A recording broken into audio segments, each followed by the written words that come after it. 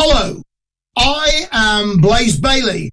You are watching Metal on Loud, probably the best metal show in the world.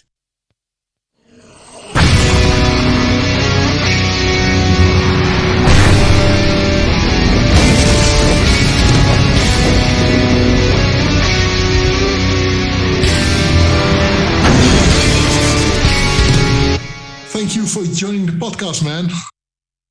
Thank you for having me. It's my absolute pleasure. How are things in your world? Really, really good. It's a very exciting time for me. We were back on Saturday at Stone Dead Festival. It was the first concert for 16 months.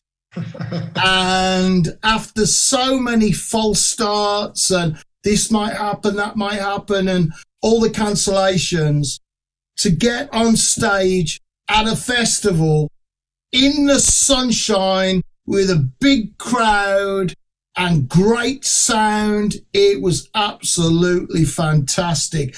And, you know, there's a little bit of anxiety before, a lot of emotion, because there was a little part, I think, of a lot of us that said, is this the end of live music and live concerts as we know it? Will we ever be able to get back to what we knew? But with a lot of effort and the incredible support of fans, the gig was postponed and people didn't ask for their money back. They held on to their tickets. They kept going. Bands had to drop out because of COVID. Other bands stepped in.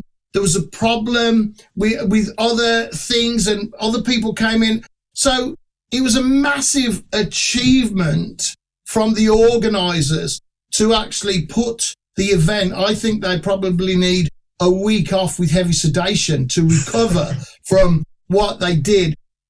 And to see so many of my fans was absolutely incredible. And once we started, bang, everything was back. And you're like, oh yeah, this is what I do. And it was wonderful, absolutely wonderful. An incredible reaction from the fans. And it was my 25 anniversary set, 25 years since I joined Iron Maiden. So playing a set from my favourite songs from X Factor and Virtual 11. My own arrangements, they're slightly different. The Blaze Bayley version of the songs, it's not exactly like the record. It's our own little difference, but fans seem to enjoy those versions. And it's like meeting old friends. You get the song out and you haven't done it for a few years. And you think, oh yeah, this feels really good. It's nice to do it again. So it went really, really well, better than we could have possibly expected. The small downside, but it's what we have to do. There's no meet and greet. There's no signing. After every Blaze Bayley headline show for, I don't know, since forever, we've been able to do a meet and greet for all of my fans. And normally at a show like this, a festival, you get your sign-in times. Because of the COVID problems, we weren't able to do any of that. But it was a small price to pay, and we hope that we'll be able to get that back in years to come. But apart from that, it was an absolutely wonderful, magnificent day to start again. And really, it's the start of our tour now for my new album, War Within Me. The first date is Saturday, and we start in the UK bit by bit.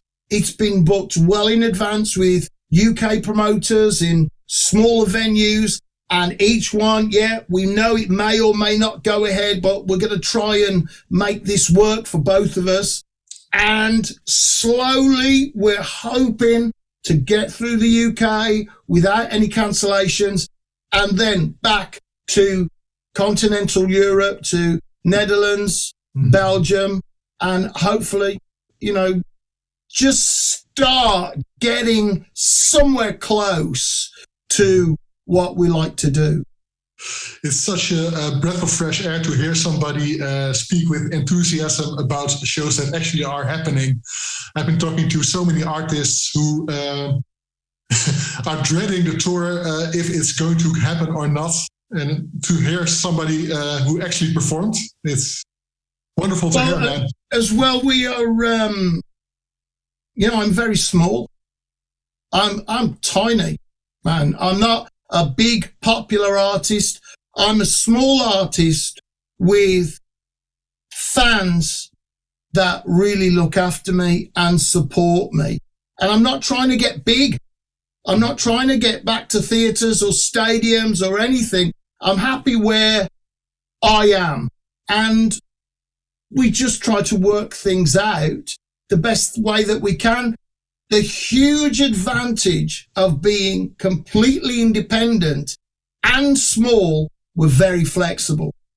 We can change things around and do things that bigger bands with more crew and big organizations, they can't do. They can't change things around or miss a day or different things. So hopefully that's what will get us through. And of course, the most important thing, we've had tremendous loyal support from fans, and people have been so patient about what's happening and so understanding. That's why we really, really want to get through the whole thing at the start in the UK and then move on to our continental European dates. Yeah. Well, in metal, there's a lot of support always. I think we have one of the more involved communities out there. So there's a lot of support for artists, for venues. Yeah, we're very lucky. I think a lot of things in the metal scene evolve around love for metal, and that's something that also shines, I think, in your new album. If you listen to the album, it shows that you are doing this with a passion. Thank you. We came back from South America in February of last year, and coming into Paris airport to get the connection to the UK, people wearing masks, all the COVID signs are up, and it really made you think. Then in March, we did one of the very last live concerts in Europe, and we thought it was going to be cancelled, but it went ahead. It was a sold-out show, fantastic, in London. And then after that, the dominoes started to fall. And when Chris Appleton, the co-producer, co-songwriter, and myself got together to think about what a Blaze Bayley album should sound like, we had a couple of great things going for us. One is, it's not part of the trilogy. The songs, it's 10 songs that just have to be good, don't really have to connect with each other. Each one is on its own. That was a feeling of liberation, that we'd be working on individual things. As much as we loved working on the trilogy and that huge story, it was nice to get to 10 individual songs.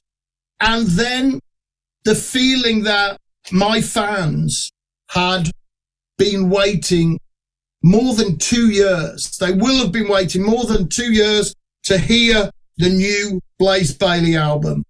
And I was very aware in my own mind and in my heart that this had to be something that was worth waiting for. And when my fans that have supported me through thick and thin got this album, it had to make them feel good. It had to be a positive record for my fans, the way that when I've been down, when I've gone through the darkest times of my life, my fans have stood by me and said, we can't wait to hear your next album. We're very excited about whatever you're going to do next. And they've kept me going when I've had nothing. Then my fans have paid for the album in advance and made it possible for me to write and record a new album. So I've been incredibly lucky with the support I've had. And on this recording, in these songs, I wanted to do something that was positive, that would leave fans at the end feeling much better than they did at the beginning. To go on a journey where you feel hopeful, and before perhaps you were hopeless, where you feel you can do things, you can still look at your dreams, and perhaps before you felt your dream was over. And that's what I wanted to do with the album, and Chris Appleton and myself.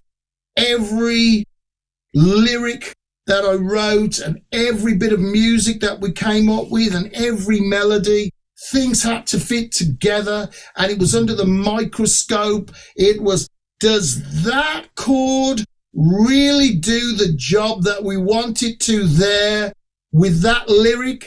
Is this lyric really good enough? Is it positive? Is it ordinary, or is it something that you can listen to 100 times and feel good about?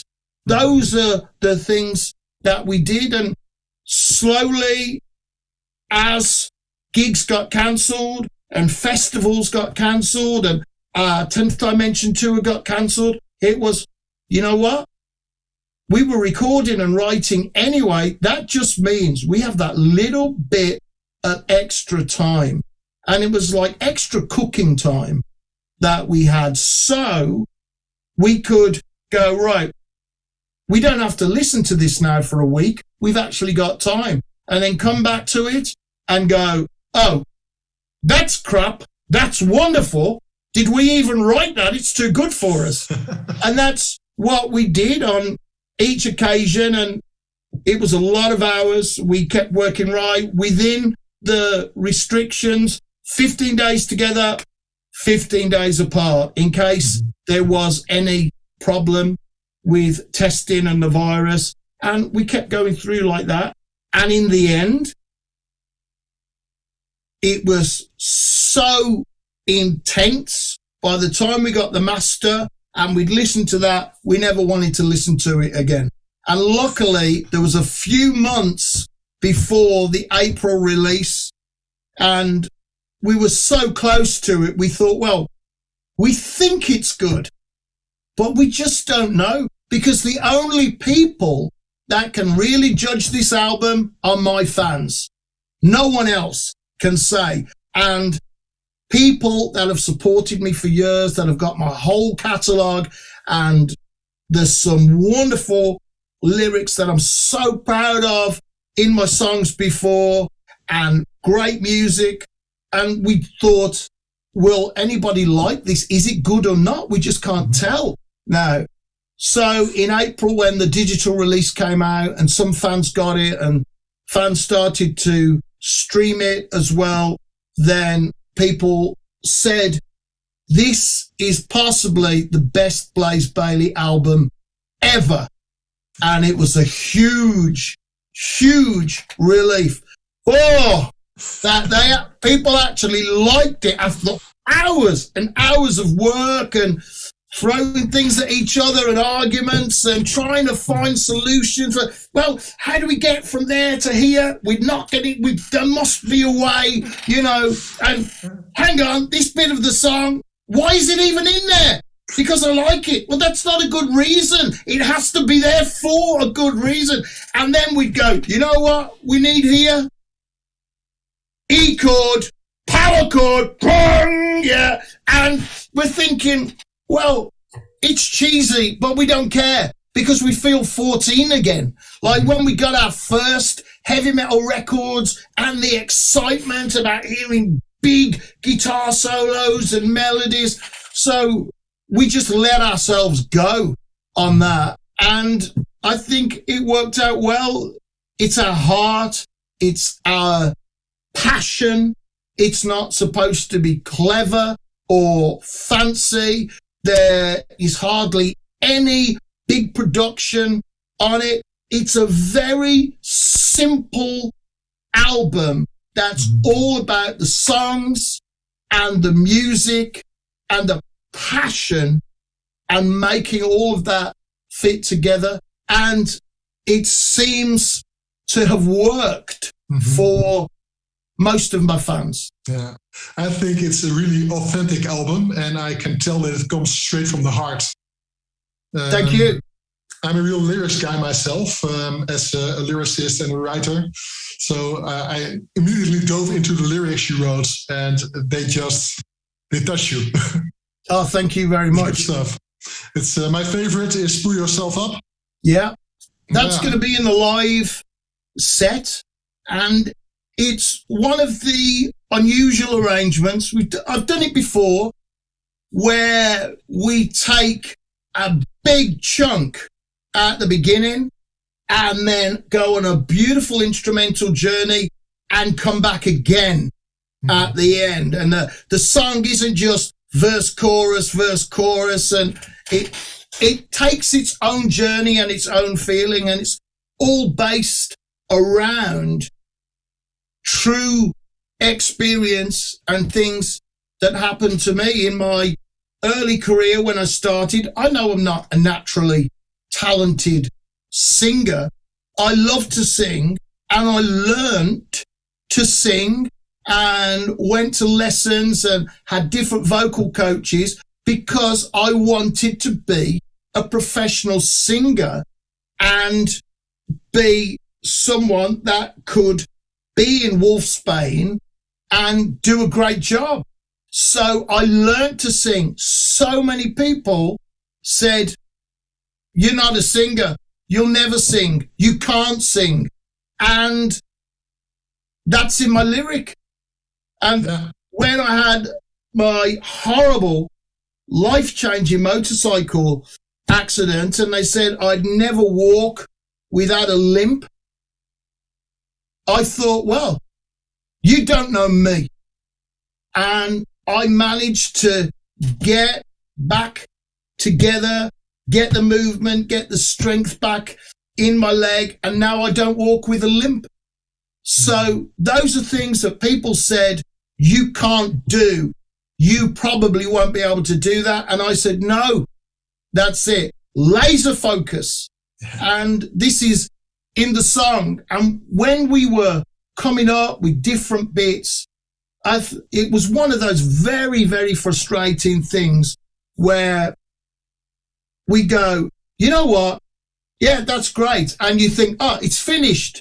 And then Chris says, but I think we need a chorus. And I thought we had the chorus. I don't think we have them. Oh, no. It's always the worst thing to come up with. And then it started to come together. And we're all, oh, yeah. And then the lyrics started to, and it all came together. And then we're doing the solo and instrumental. I go, yeah. And he's going, what now? I'll get back to the chorus. No! On with the solo! Faster! And that was it. So it was great, man. It was great. And, you know, we played it in rehearsal. We're lucky enough to be able to rehearse at a home. And the feeling when we did it was very, very special. So we're very excited about performing that song, Pull Yourself Up, live. I'm really curious how this stuff will work out live, how it will sound. Well, one of the things that we did was we said, right, this has to be simple. It has to be direct. And we want to be in a situation every song can be played live.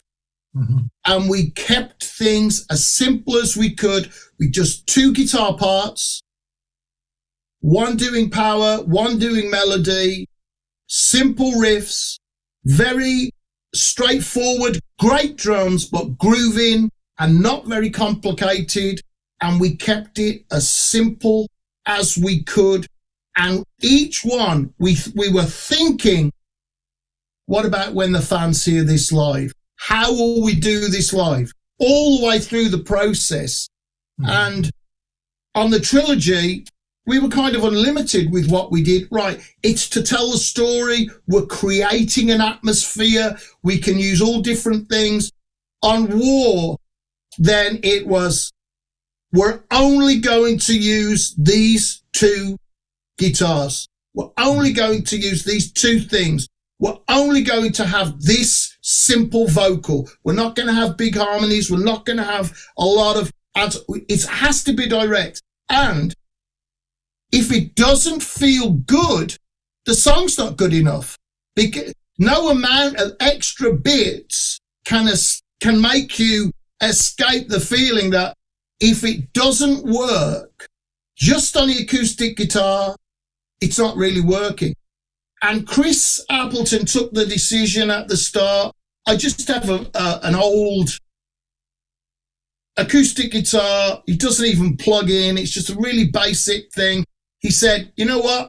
Let's do everything on this first. So every single song, apart from the title track, was played on the acoustic, each riff explored on the acoustic, each melody part, it was incredible. And we did that. Everything was working then. Then we said, right, how do we transfer this into metal with drums, and what do they do? And we did that. We felt confident that we were moving in the right direction. And Chris said, I've got this idea left. Oh, what is that then? He said, it's something I did at the end of one of our writing sessions last time. So it was a couple of years old. He said, but it's a full demo. So it had all the guitars, all drums on it, everything. I thought, okay. And he left me with that for 2 weeks. And I worked and worked. The same as Ian Gillan, it's a technique that he does. He gets the full finished song, then he'll come up with the lyric. Mm-hmm. And I started looking at a couple of the notes I keep around my desktop to just positive reminders and keep myself going. And I started thinking, I wonder if that's a lyric. And I started trying it, and it was, and that was the lyrics to War Within Me. And after another week, I'd got it. War within me, every day I fight. And it would just came to life. And then that became the title track. And we were thinking of different intros for it. Oh, let's put a melodic intro. And it was, no, let's start it like Holy Diver. Just the guitar going, ah! And that was it. And that was when it worked. It really clicked on that. No, it's not that. This is so old school. It has to start as an old school album. No intro, no build up, no nothing. It's bang, here we are. We're telling you, we're shouting at you now. The album started, come on. And that's what we did. And I'm very, thank goodness that that worked out. And my blind devotion to loud metal riffs on albums actually paid off, because Chris was isn't that guitar a bit loud? No, it's not. It's got to start like this in your face. And that's what we did. And it just worked out absolutely great. And we've had so many compliments about it. We're really, really lucky. Yeah. I really love how you're telling me that a lot of the album was built from bare bones up with the acoustic guitar and just build a song from that. I think it shows that how powerful and pure the music is. We're song orientated. Mm-hmm. And Chris and myself, we love big songs. I love lots of different kind of music. But for me, the joy of being a singer is when you get it right and you're performing a song where the lyric and the music and the emotion are together. You can really move people. But that's all at the beginning. That's in the essence of it. It's not in the mixing, and it's not really in the arrangement of the instruments. It's all in the beginning where the music and the vocal come together. So we've done the albums that we've done together, Chris and I, we've done them like that, really. Does it make sense as a song? And then we can start exploring the rest of the journey. And we feel as well, when the idea comes, it starts to have its own identity. And then you have to be careful. It's right. Where does this need to go to be the fullest expression of what it is? Not where do I want this to go? And so there's a lot of feeling and intuition. I think it goes there. I feel it should go there. And eventually you've got it. And you're looking at each other going, no, anything? No, it's finished. Yeah, we finished it. And that's it. It's a gentle feeling, and you can't always get it. You've got to come back to things, but it is about the shape of the whole song and then how that sits with the other songs on the album. And we took some decisions early on. A couple of ideas weren't working. No, don't put energy into that. That's not going to be a part of what we're doing now. If it was going to work, it would be working now. Let's concentrate on what we have. And we're very lucky to be able to look at things from the perspective of vinyl. My manager said, good news, your next album, you can have vinyl and CD at the same time. Wow! And it was just incredible. We're going to make a record, yeah! So, gatefold, yeah, gatefold, and a big magazine in front of it, and we're going, right, so we got a big whiteboard here that we got on, and we go, right, we put everything up there that we have to do, and it's like, side A, side B, oh yeah, and it's like being 14 again. And the whole thing started feeding in, and we got big artwork, and right, we're going to have does this sound cheesy? We don't care. It's metal. You know, and the whole thing started to have this extra life, and we were 14 again. Yeah. And there we were, enjoying our first experience of metal albums and the power and passion that great metal music can have. And that's where we were, and we carried on, and we're so lucky that many fans who have the whole catalogue say this is possibly the best Blaze Bayley album ever. I started this journey, this dream, 35 years ago, maybe longer, I don't know. And people have supported me along the way.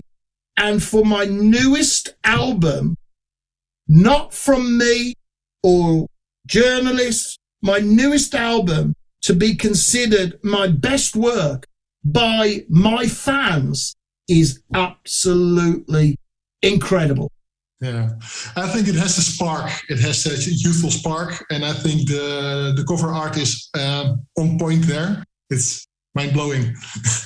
Yeah, it is a wonderful artist, Aki, and he takes my ideas and he makes them his own, and it's just incredible. I said, well, Stephen Hawking, one of the songs is about Stephen Hawking, and he goes, we can have a black hole and the wheelchair disappears into the black hole.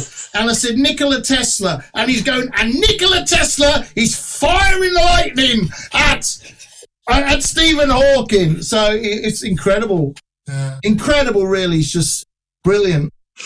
When you're writing a song, what comes first? Is it the melody line for you, or is it the lyrics? There's no set way, and I don't think it's good to set anything.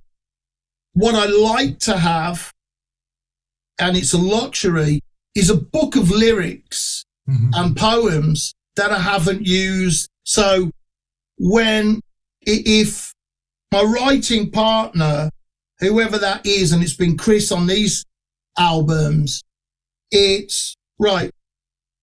What am I feeling? Is there a lyric that kind of has an emotion that goes with that?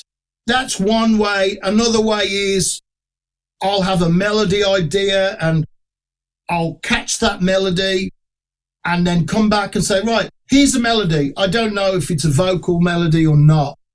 And we'll do that. Sometimes I'll have an idea for a lyric and record it in my dictaphone. There's no set way to do it for me. And I wouldn't like to restrict myself and go, oh, I do it this way.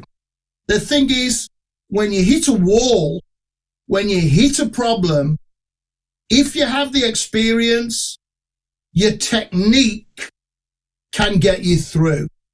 You can go, right, well, I'm stuck for lyrics. All right, well, when I'm stuck, this is what we do. And I keep going like this. And you can often get a solution like that.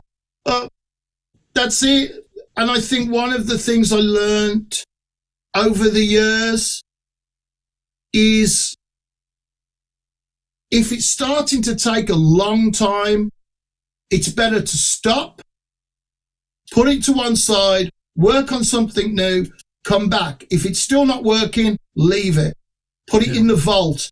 And the Stephen Hawking on this album, the Unstoppable Stephen Hawking, that idea I think is around for more than 5 years, maybe longer, where it hasn't fitted with anything. Or, well, we like the bits, but well, maybe let's not spend the time on that now. We're not making it work.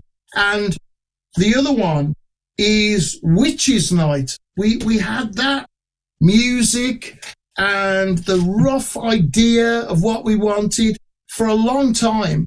And we'd get it out, look at it. No, we think it's good, but it's not right now. And it came out on this album and it was, you know what, it should go there, shouldn't it? Oh, and actually, this section shouldn't be there at all, but we could put this, oh yeah. And now the lyric goes from here to there. Whereas, and then it makes sense. And then it's a great song telling the story of a dream that tries to save you from your own suicide.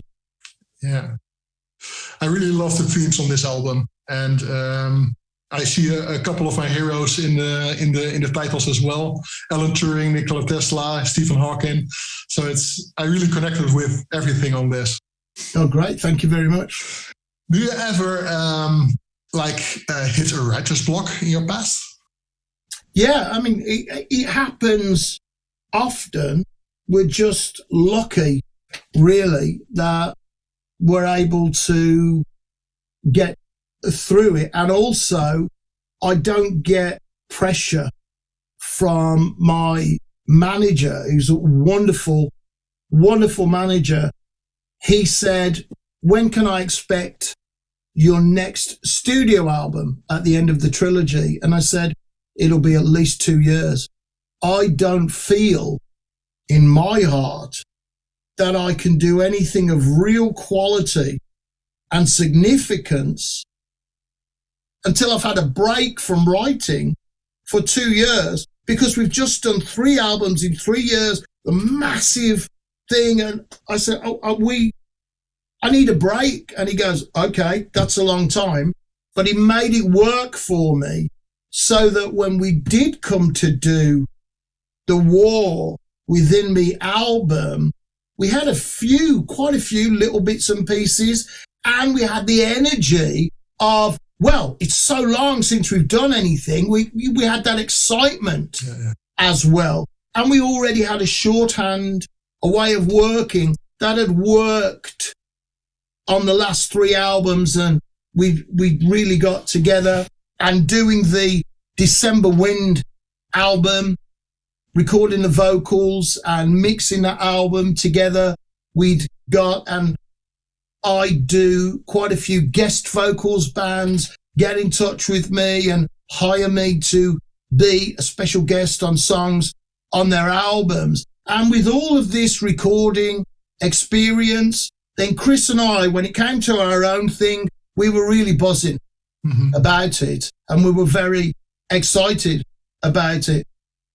When you do suffer, when I've suffered with a real block, the thing is just that I do, if the weather's right, it's not the middle of winter, then take a ride on my motorcycle, go for a walk, do something completely different, get out of the house and literally get a different perspective. So we had a problem with Warrior on this album, and it was a big disagreement between Chris and myself. And he said, well, I think it should be like this. And I said, well, I think it should be like this. So I got the 2 songs on a playlist on my phone, and I went for a long walk and I kept playing them, and I came back and I said, no, it's this, and here's why. And I was able to get that perspective just going that distance. So I think that's a common thing for a lot of people that get a writer's block. But I'm very lucky. I don't have to produce a large amount of work. It's a small amount of good quality work. You have exactly the same process as I do. Whenever I get stuck, I let it go for a walk. And when I come back, usually the answer is already there. Yeah, and sleeping on it is a good thing as well. Sleeping, showering also works. Warrior is my second favorite of the album, by the way. It's Thank you. Also an amazing song. So this year you're going to do some tours if the virus gods are willing. Well, I'm very, very lucky. My team have booked a tour well in advance, and it's something that we've spoken to the local promoters about and worked out to try and make things work for both of us and for fans. So on Saturday, we start with our first show. The only real difference that we're going to have is no meet and greet. I've done that really since I started, except for the Maiden years where it made them just too big to do any kind of meet and greet at a show. So all of my own shows, I've done a free meet and greet. And now this tour, it's just not possible because of the risks involved and potentially jeopardizing other shows. But that's the only real difference. The performance will be the same as we've always done, filled with passion about the music that we do. So we are doing everything we can to make sure that none of the shows get cancelled because of the virus. And then we've got European dates booked for next year. And we're just hoping, it's a slow start, not too intense, because we've got to find our way through. This is all new now. We're on the other side of this terrible thing that humanity's gone through. So we take it steady, bit by bit. We've got dates booked for next year. We'll be announcing them soon. And We do everything we can to stay healthy and make those shows happen. We pull ourselves up, yeah. Well, thank you very much for talking to us. Do you have any last words for your fans out there? Just a huge, huge thank you for your support. Thank you for believing in me and being a part of this dream at such a difficult time. You've kept me going, and I hope you'll be able to make it to a show so that I can sing my new songs to you. I'm looking forward to hearing it live, man. Thanks a lot for being on the podcast. Thank you for your time, and Metal on Loud. Okay, mate. See you next time. Thanks for having me.